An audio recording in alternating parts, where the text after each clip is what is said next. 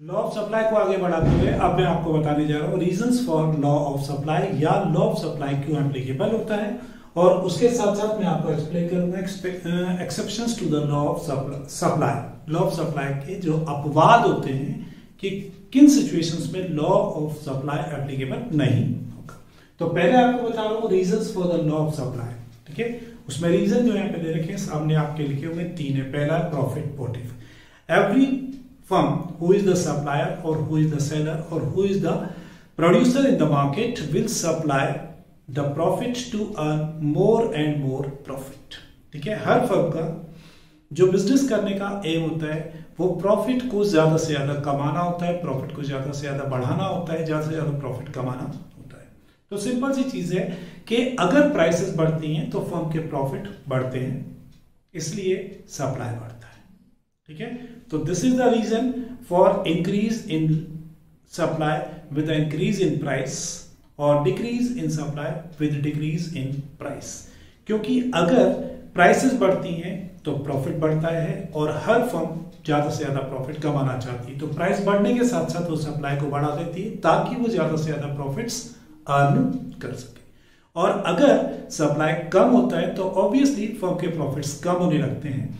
तो in that situation वो supply को फॉर द टाइम भी कम कर देती है और स्टॉक होल्ड कर लेती है, जिससे कि प्राइस बढ़ने पर जब इन फ्यूचर प्राइस बढ़ेगी तब उसको सप्लाई करेगी, तो सप्लाई ऑटोमेटिकली क्या कर दिया जाएगा, कम कर दिया जाएगा, क्योंकि firms will hold the stock instead of offering to sell in the market. ठीक है, सेकेंड जो पॉइंट होता है वो है change in number of firms. अब ये भी प्रॉफिट मोटिव से ही जुड़ा हुआ है। जैसे ही किसी चीज की प्राइसेस बढ़ती हैं तो उसमें प्रॉफिट मार्जिन बढ़ने लगता है। ठीक है, जब प्रॉफिट मार्जिन बढ़ने लगता है तो मार्केट में और जो अदर प्रोडक्शन वाली जो फर्म्स हैं, जो और दूसरे लोग हैं जो मार्केट में हैं, they see the more profit in that particular commodity. तो वो लोग अपने अपने प्रोडक्शन को या जिन चीजों का वो बिजनेस कर रहे हैं, जिन चीजों को वो प्रोड्यूस कर रहे हैं, वहां से अपने सारे रिसोर्सेज को हटाकर इस पर्टिकुलर कमोडिटी जिसकी प्राइसेस क्या हो रही हैं, बढ़ रही हैं, उस कमोडिटी में अपने सारे रिसोर्सेज को डाल देते हैं। इस तरीके से उस पर्टिकुलर कमोडिटी के मार्केट में नई फर्म्स एंटर हो जाती हैं और सप्लाई बढ़ जाता है। ठीक है, और अगर प्राइसेस कम होने लगती हैं तो ऑलरेडी जो एग्जिस्टिंग फर्म्स हैं, ठीक है, जो इस मार्केट में काम कर रही हैं, उनको नुकसान होने लगता है, उनका प्रॉफिट मार्जिन बहुत कम हो जाता है। तो लॉन्ग टर्म तक सेम प्रॉफिट पर वो फर्म्स मार्केट में सरवाइव नहीं कर सकती हैं, therefore they leave the market. उस कमोडिटी के मार्केट को छोड़ के बाहर हो जाती हैं, उस पर्टिकुलर चीज के बिजनेस को वो बंद कर देती हैं। जैसे ही वो बिजनेस को बंद करती हैं तो उनकी तरफ से जो सप्लाई था वो कम हो जाता है और प्राइस घटने के साथ इस तरीके से सप्लाई कम हो जाता है। तो जब प्राइसेस बढ़ती हैं तो बिकॉज ऑफ बहुत सारी नई फर्म्स उस मार्केट में एंटर हो जाती हैं और सप्लाई बढ़ जाती है, क्योंकि एक फैक्टर आपको बताया था कि नंबर ऑफ फर्म्स जो होती है मार्केट में, they also affects the supply of the firm. Number of firms बढ़ जाएंगी तो सप्लाई बढ़ जाएगा, और नंबर ऑफ फर्म्स अगर कम हो जाएंगी तो सप्लाई कम हो जाएगा। फर्म के नंबर्स मतलब नंबर ऑफ फर्म्स बढ़ने का रीजन सीधा सा क्लियर है कि जब प्रॉफिट मार्जिन बढ़ते हैं because of the prices are going up. ठीक है, तो बहुत सारी फर्म्स जो इस बिजनेस में नहीं थी वो इस बिजनेस में एंटर हो जाती हैं, और जब प्रॉफिट प्राइसेस कम हो जाती हैं तो प्रॉफिट मार्जिन कम हो जाता है। तो ऑलरेडी जो नई फर्म्स एंटर हुई थी वो तो बाहर हो ही जाएंगी, साथ में जो पहले से एग्जिस्टिंग फर्म्स थी उनके भी प्रॉफिट मार्जिन कम होने पर हो सकता है कि वो भी सप्लाई को कम कर दें या मार्केट से बाहर हो जाए। और अगर फर्म्स मार्केट से बाहर होती चली जाएंगी तो उनका जो कॉन्ट्रीब्यूशन था मार्केट में वो कम हो जाएगा और सप्लाई कम हो जाएगा। उसके बाद हम आते हैं change in stock. Change in stock is concern with this कि अगर प्राइसेस बढ़ती हैं तो जो स्टॉक हमारा स्टॉक था which was not being offered to the offered for the sale in the market, अगर प्राइसेस बढ़ती हैं तो वो स्टॉक जो है वो सप्लाई में कन्वर्ट हो जाता है। ठीक है, और सप्लाई बढ़ जाता है, क्योंकि फर्म्स के पास स्टॉक तो होता है लेकिन वो लोअर प्राइस पर उसको बेचने के लिए तैयार नहीं होती है। लेकिन जैसे ही प्राइसेस बढ़ती हैं तो वो अपने उस स्टॉक को मार्केट में ऑफर करती है सेल करने के लिए, और इस तरीके से सप्लाई बढ़ जाता है।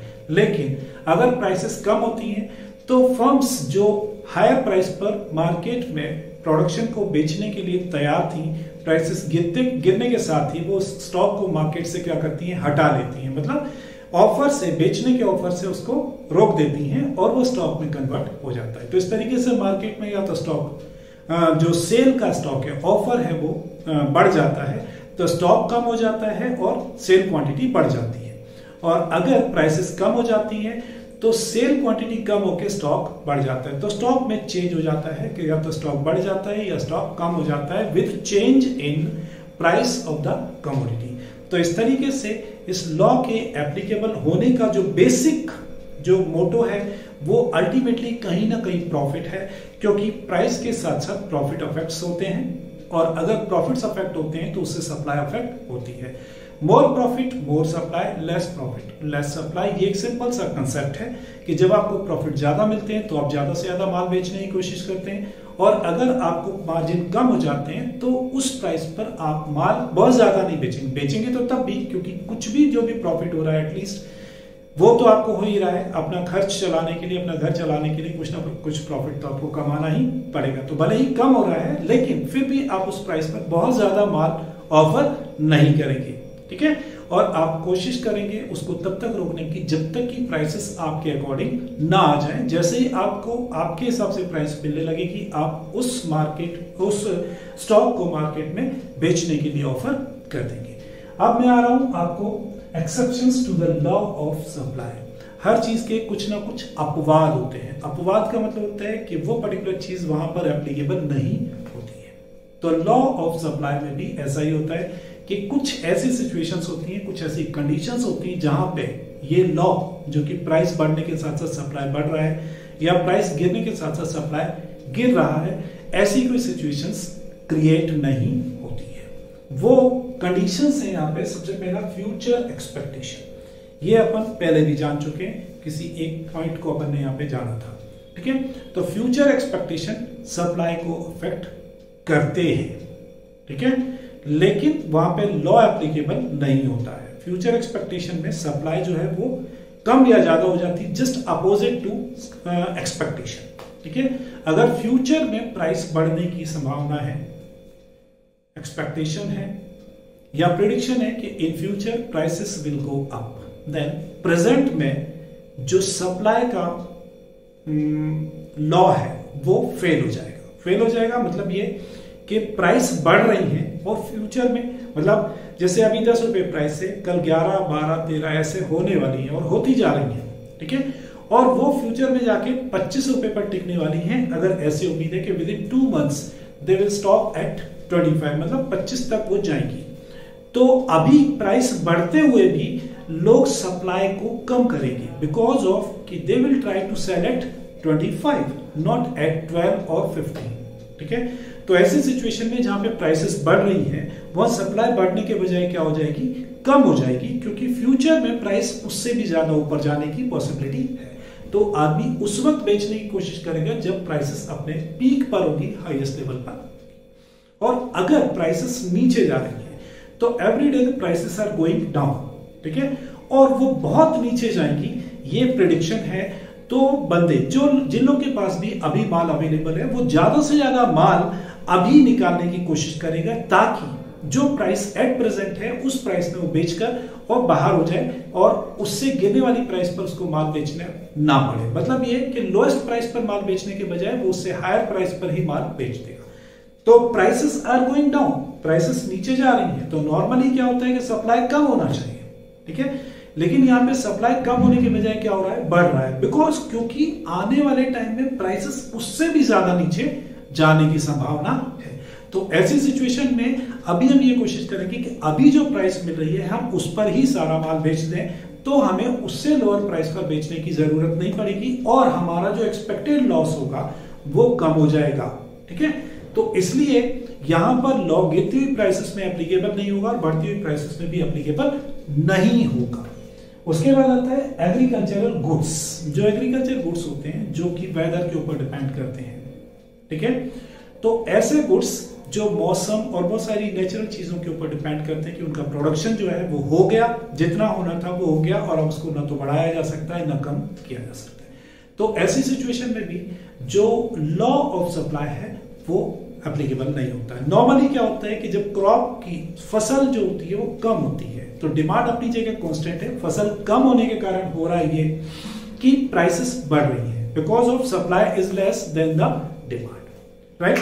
तो ऐसी सिचुएशन में क्या होगा कि प्राइसेस और हाई होंगी but supply can not be increased because क्योंकि हम एक दिन में फसल को उगा नहीं सकते हैं। जितना प्रोडक्शन हो गया है that will remain constant, we can not increase at all the production और सप्लाई।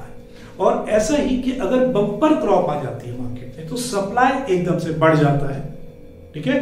मार्केट में प्राइसेस गिरने लगती हैं बट सप्लाई को रोका नहीं जा सकता है या कम नहीं किया जा सकता है। क्यों?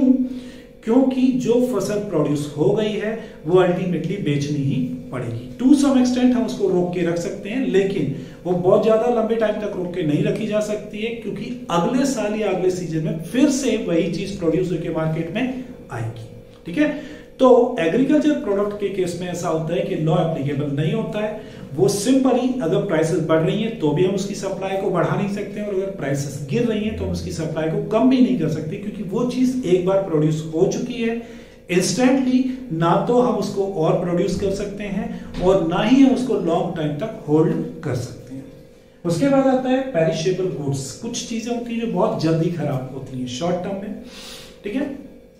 तो ऐसी चीजें जितनी भी प्रोड्यूस हो गई हैं अब ना तो उनको मार्केट से हटाया जा सकता है ना उनके प्रोडक्शन को इंस्टेंटली बढ़ाया जा सकता है क्योंकि हम अगर प्राइसेस गिरती हैं, सपोज करें अगर प्राइसेस गिरती हैं तो हम चूंकि उसका प्रोडक्शन कर चुके हैं और अगर हम उसको बेचेंगे नहीं तो वो खराब हो जाएंगी, ठीक है। अब खराब हो जाएंगी तो हमें टोटल लॉस होगा। तो ऐसी सिचुएशन में हम उसको टोटल लॉस के बजाय जिस प्राइस में भी वो बिक रही है उस प्राइस में बेचने की कोशिश करेंगे।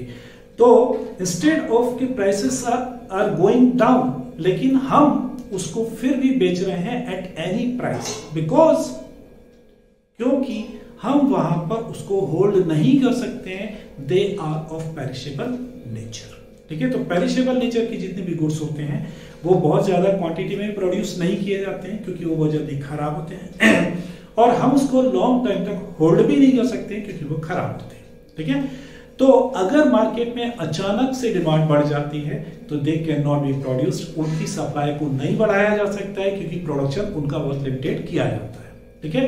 तो जितना प्रोडक्शन हुआ है सिर्फ वही हम मार्केट में सप्लाई कर सकते हैं, ठीक है। प्राइसेस चाहे किसी भी लेवल पर चली जाए लेकिन उसकी जो क्वांटिटी मार्केट में अवेलेबल है टोटल स्टॉक उससे ज्यादा क्वांटिटी नहीं बढ़ाई जा सकती। और दूसरी तरफ ये है कि अगर उनकी प्राइसेस बहुत कम हो रही है, बहुत नीचे जा रही है तो भी हम उसको मार्केट से हटा नहीं सकते हैं, मतलब सप्लाई को रोक नहीं सकते हैं क्योंकि उनको होल्ड करने का मतलब टोटल लॉस होता है क्योंकि वो खराब हो जाएंगी। जैसे इन केस ऑफ मिल्क, जितने भी मिल्क और मिल्क प्रोडक्ट्स होते हैं जनरली वो 1 या 2 दिन के में खराब हो जाते हैं। तो अगर दूध की अचानक डिमांड बढ़ जाती है तो दूध के प्रोडक्शन को नहीं बढ़ाया जा सकता और दूध की अचानक डिमांड कम हो जाती है तो प्राइस गिरने पर भी हम उसको होल्ड नहीं कर सकते क्योंकि अगर हम उसको होल्ड करके रखेंगे तो अगले दिन टोटल लॉस हमें होने वाला है।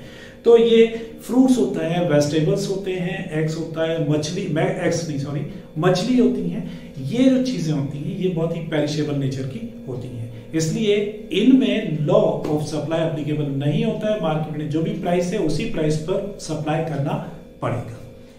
And lastly I am coming to rare articles. Rare articles का मतलब होता है जिनका प्रोडक्शन पॉसिबल ही नहीं होता है, वो सिर्फ दुनिया में नायाब होते हैं। एक चीज एक ही बार बनती है, दोबारा नहीं बनती है। जस्ट लाइक कोई भी कोहिनूर हीरा हो सकता है या फिर मोनालिसा की पेंटिंग हो सकती है। अब वो कितने भी करोड़ों रुपए में बिक जाए लेकिन दूसरी पेंटिंग नहीं बनाई जा सकती है। तो डिमांड के अकॉर्डिंग या फिर अपन प्राइस को देखते हुए कि हम और 10 पेंटिंग बना लें तो वो पॉसिबल नहीं होती। तो जो रेयर आर्टिकल्स होते हैं, ठीक है, जैसे विंटेज कार है आज की तारीख में कि जो 1920 के या 1920 के पहले के जो कार के मॉडल से बहुत ही यूनिक टाइप की कारें दिखा करती थी उस जमाने में जो बनती थी, ठीक है।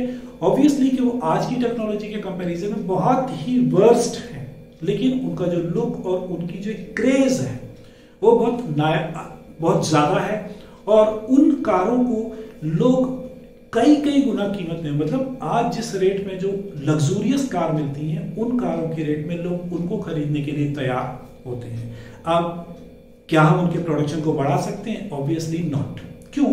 क्योंकि कोई भी कंपनी उसके प्रोडक्शन को करने के लिए नहीं तैयार बैठी है, क्योंकि अगर उसका प्रोडक्शन हो जाएगा तो मार्केट में हजारों कार ऐसी आ जाएंगी, और जब हर एक के पास वैसी कार हो जाएगी तो nobody will buy at higher prices, तो ऑटोमेटिकली जो उसकी प्राइस मिल रही है वो भी क्या हो जाएगी? गिर जाएगी। तो इन दैट केस चूंकि हम उसका प्रोडक्शन नहीं बढ़ा सकते हैं या नहीं बढ़ाना चाहते हैं या उसका प्रोडक्शन पॉसिबल नहीं होता है, ऐसी जो चीजें होती हैं उनकी प्राइस कितनी भी ऊपर चली जाए लेकिन उसकी सप्लाई को नहीं बढ़ाया जा सकता है, प्राइस कितनी भी नीचे आ जाए लेकिन जो मार्केट में प्रोड्यूस हो चुकी है उसकी सप्लाई को रोका भी नहीं जा सकता है। एंड नाउ अब मैं आपको बताने जा रहा हूं कि जो सप्लाई में चेंजेस आते हैं उसको हम बोलते हैं दो अलग अलग पॉइंट ऑफ व्यू से बोला जाता है। Ultimately that is change in supply, कि जो सप्लाई या तो कम हो रहा है या ज्यादा हो रहा है, बट उसको अफेक्ट करने वाले जो फैक्टर्स होते हैं तो उन फैक्टर्स को हमने दो कैटेगरी में डिवाइड किया है। एक कैटेगरी है प्राइस ऑफ द कमोडिटी, और बाकी कैटेगरी में हमने दूसरे फैक्टर्स जितने भी हैं जो सप्लाई को अफेक्ट करते हैं उनको रखा हुआ है। ठीक है, तो उनको दो अलग अलग नाम से हम पुकारते हैं या जानते हैं। ठीक है, तो वही चीज मैं आपको एक्सप्लेन करने जा रहा हूं। सेम चीज हमने इससे पहले लॉ ऑफ डिमांड में भी पढ़ी थी, वैसी की वैसी चीज यहां पर भी है। तो हम बोलते हैं movement along the demand curve. हम एक डिमांड कर्व बनाते हैं जिसमें एक लाइन चलती है हमारी सप्लाई की अकॉर्डिंग टू प्राइस। तो वो जो सप्लाई की लाइन है अगर वही आगे की तरफ बढ़ती है या पीछे की तरफ आती है तो उसको हम बोलते हैं movement along the supply curve. Just like इस तरीके से कि ये हमारी ग्राफ बना रहे हैं हम, ये हमारी सप्लाई की लाइन बनी हुई है। अब ये लाइन अगर ऊपर की तरफ मूव कर रही है तो ये movement along the supply curve, या ये ही लाइन नीचे की तरफ आती है तो हम इसको बोलते हैं, जैसे हमारी इस प्राइस पर सप्लाई यहां था, प्राइस बढ़ेगी सप्लाई बढ़ जाएगा, प्राइस कम होगी सप्लाई कम हो जाएगा।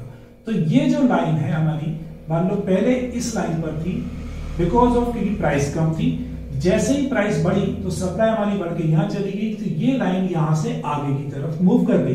प्राइसेस और ऊपर बढ़ी तो सप्लाई और आगे चली गई, तो ये हमारी लाइन जो है और आगे की तरफ मूव कर गई। अब अगर हम यहां से इसको देखें कि इस लेवल से प्राइसेस कम अगर होती हैं कि प्राइस जो थी वो यहां से यहां आ गई, तो जो सप्लाई है वो यहां से यहां आ जाएगा, तो ये लाइन जो है वो नीचे की तरफ मूव करना शुरू होगी। तो कुल मिला के ये लाइन जो है ऊपर की तरफ मूव करती है या फिर जब नीचे की तरफ मूव करती है तो इसको हम बोलते हैं मूवमेंट अलोंग द कर्व। ठीक है, इट इज सेम चीज, इसको हम इस नाम से भी जानते हैं चेंज इन क्वांटिटी सप्लाइड। तो चेंज इन क्वांटिटी सप्लाइड और movement along the supply curve और expansion and contraction in supply, ये सब चीजें एक हैं और ये नाम तब दिया जाता है when the change is due to change in price of the commodity. अगर कमोडिटी की खुद की प्राइस के कारण उसकी सप्लाई में अगर कोई भी चेंज आता है, चाहे वो अपवर्ड चेंज हो चाहे वो डाउनवर्ड चेंज हो, ठीक है, उसको हम बोलते हैं either movement along the curve, और हम उसको बोलते हैं चेंज इन क्वांटिटी सप्लाइड, या फिर हम उसको बोलते हैं expansion and contraction of demand. ठीक है, दूसरी तरफ होते हैं हमारे अदर फैक्टर्स, मतलब जो प्राइस के अलावा, कमोडिटी की प्राइस के अलावा जो फैक्टर्स होते हैं, if they affect the supply of curve, supply of commodity, then we call that shift in supply curve or change in supply or increase and decrease in supply। अब मैं आपको इसको ऐसे एक्सप्लेन करता हूं कि अगर यहां पर ये कर्व मैंने बनाया है, ठीक है, ये मेरी प्राइस है जो एक कांस्टेंट है, यहां पर एक क्वांटिटी Q1 यहां है, एक क्वांटिटी Q2 यहां है, ये Q1 Q2 और ये Q3 है। ठीक है, प्राइस अपनी जगह कांस्टेंट है लेकिन क्वांटिटी जो सप्लाइड है वो यहां पर है, तो ये हमारा सप्लाई कर्व इधर होगा। अगर क्वांटिटी हमारी सप्लाइड यहां पर होती है तो सप्लाई कर्व हमारा यू बनेगा, और अगर क्वांटिटी यहां पे होती है तो सप्लाई कर्व हमारा यहां बनेगा। मतलब हमारे सप्लाई कर्व में वो या तो ये होगा या ये होगा या ये होगा। इस तरीके से ये जो सप्लाई कर्व बना हुआ है it is called shift in supply curve. कि प्राइस अपनी जगह कांस्टेंट है, but due to other factors जो क्वांटिटी है वो चेंज हो रही है, वेरिएट हो रही है, अपने प्लेस से यहां पर जा रही है। तो जो हमारा ओरिजिनल कर्व था उसने अपने प्लेस को छोड़ के दूसरी जगह कहीं कर्व ड्रॉ किया या बनाया। तो अगर क्वांटिटी हमारी कम हो रही है तो ऑब्वियसली सेम प्राइस होते हुए भी हमारी क्वांटिटी यहां प्राइस को कट करेगी, तो हमारा सप्लाई कर्व जो है वो यहां से यहां शिफ्ट हो जाएगा। ठीक है, और अगर क्वांटिटी डिमांड सप्लाई बढ़ जाती है तो हमारा जो ओरिजिनल कर्व यहां था सेम प्राइस पर, अब ये क्वांटिटी यहां इंटरसेक्ट करेगी तो हमारा कर्व यहां पर बनेगा। It is called shift in supply curve and this happens due to change in factors other than the price of the commodity। और अब इसी चीज को मैंने यहां पर जब आपको एक्सप्लेन किया है तो वो चीज ऐसे है कि यहां पर 0 प्राइस है, यहां पे 1 रुपया, यहां पे 2 रुपया, यहां पे 3 रुपया और यहां पे 4 रुपया प्राइस है। यहां पे क्वांटिटी है हमारे पास, तो जब प्राइस कम होती है तो क्वांटिटी हमारी कम होती है, प्राइस बढ़ती है क्वांटिटी बढ़ जाती है, प्राइस और बढ़ती है क्वांटिटी और बढ़ जाती है, प्राइस और बढ़ती है क्वांटिटी और बढ़ जाती है। ठीक है, अब इनको अगर हम कोरिलेट करें तो इस पर ये क्वांटिटी है, इस प्राइस पर ये क्वांटिटी है, तो हमारा जो पहले सप्लाई कर्व यहां था वही सप्लाई कर्व अब यहां मूव हो गया, और अगर हमारी प्राइस और बढ़ जाती है तो सप्लाई और बढ़ जाएगी, तो यही सप्लाई कर्व हमारा आगे की तरफ मूव हो जाएगा। तो दिस इज, ये जो सप्लाई हमारा इंक्रीज हो रहा है this is due to change in price. जैसे जैसे प्राइस बढ़ रही है तो सप्लाई भी हमारी चेंज होती जा रही है, तो प्राइस के साथ साथ सप्लाई चेंज हो रही है ना। तो इसको हम बोलते हैं मूवमेंट अलोंग द कर्व, कि जैसे जैसे प्राइस चेंज होती जा रही है हमारी सप्लाई भी उसी के हिसाब से मूव कर रही है। तो this happens due to change in price of particular commodity. तो यहां पे दो चीजें हो गई, एक हो गया हमारा मूवमेंट अलोंग द कर्व और दूसरा हो गया shift in supply curve. This is called movement along the supply curve and this is called shift in supply curve. इसी को हम दूसरे नाम से बोलते हैं चेंज इन क्वांटिटी सप्लाइड या फिर change in supply. Change in quantity supplied and change in supply. Expansion and contraction, increase and decrease. अगर आप इकोनॉमिक्स इंग्लिश में इन चीजों के मीनिंग देखेंगे तो लगभग एक जैसे ही है। एक्सपांशन यानी भी बढ़ना होता है और इंक्रीज यानी भी बढ़ना होता है, कॉन्ट्रैक्शन यानी कम होना होता है, डिक्रीज यानी भी कम होना होता है। लेकिन यहाँ पे जब हम इकोनॉमिक्स में बात करते हैं तो इनके पीछे जो लॉजिक्स हैं वो दो अलग अलग नाम दिए गए हैं, एक अदर फैक्टर्स और एक प्राइस फैक्टर। ठीक है, तो हम एक पर्टिकुलर नाम के साथ में एक पर्टिकुलर फैक्टर को कंसीडर करते हैं, दूसरे नाम के साथ में दूसरे फैक्टर को कंसीडर करते हैं। ठीक है, अब एक्सपांशन और कॉन्ट्रैक्शन। एक्सपांशन यानी बढ़ना होता है, ठीक है, तो एक्सपांशन का मतलब होगा जब ये ऊपर की तरफ बढ़ेगा, मतलब राइट वर्ड मूवमेंट होगा तो वो एक्सपांशन कहलाएगा, और कॉन्ट्रैक्शन का मतलब होगा लेफ्ट वर्ड मूवमेंट, मतलब ये नीचे की तरफ आएगी या फिर ऊपर की तरफ जाएगी। जब नीचे की तरफ आएगी तो इसको कहते हैं हम कॉन्ट्रैक्शन, जब ये ऊपर की तरफ जाएगी लाइन तो उसको बोलते हैं एक्सपांशन। ठीक है, दिस में हैपेंस ड्यू टू, अगर प्राइस बढ़ती है तो एक्सपांशन होगा और अगर प्राइस कम होती तो कॉन्ट्रैक्शन कहलाएगा। ठीक है, दूसरी तरफ आते हैं हम ये वाली चीज, अगर हमारा जो कर्व है वो राइटवर्ड शिफ्ट होता है तो हम उसको बोलते हैं इंक्रीज, और अगर वो लेफ्टवर्ड शिफ्ट होता है तो उसको बोलते हैं डिक्रीज, क्योंकि यहां पर ये क्वांटिटी कम हो रही है एज कंपेयर टू दिस, और ये क्वांटिटी इसके कंपैरिजन में क्या हो रही है, बढ़ रही है। मतलब हमारा ये वाला जो कर्व था वो यहां से यहां शिफ्ट हुआ, मतलब क्वांटिटी बढ़ गई, यहां से यहां शिफ्ट हुआ क्वांटिटी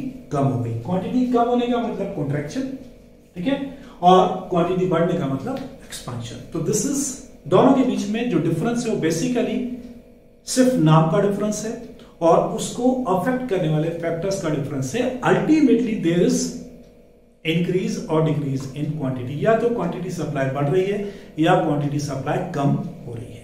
तो यहां पर ये सारी जो चीजें थी वो मैंने आपको बताई, ठीक है, और इनके कुछ डिफरेंसेस जो आपको दे रखे हैं वो आप बुक से कर सकते हैं, क्योंकि मैं आपको डिफरेंस को यहाँ पे बहुत ज्यादा एक्सप्लेन नहीं कर रहा हूँ, क्योंकि डिफरेंस उन्होंने बहुत सारे बना के आपको दे